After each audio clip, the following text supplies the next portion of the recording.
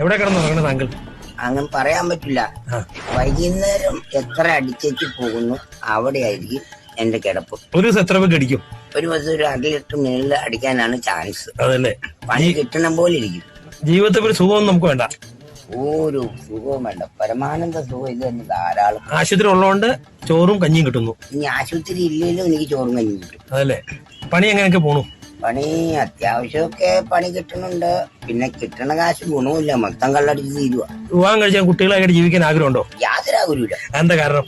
കാരണം എന്ന് പറഞ്ഞു കഴിഞ്ഞാൽ ഈ ഒരു പെണ്ണിനെ കിട്ടിക്കഴിഞ്ഞാൽ ആ പെണ്ണ് 4 മാസം കഴിയുമ്പോൾ അടുത്ത ആളുടെ കൂടെ പോകും. അഴിമറ്റം കെട്ടാണ്ടിരിക്കുക. കൊള്ളാം.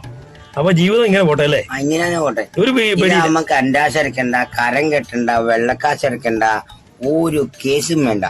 ആരും പുറകെ വരില്ല. ധൈര്യമായിട്ട് ഏത് റോഡ് സൈഡിലും കിടക്കാൻ കഞ്ഞി കുടിച്ചു ഹാപ്പി ആയിട്ട് പണിയെടുക്കണം.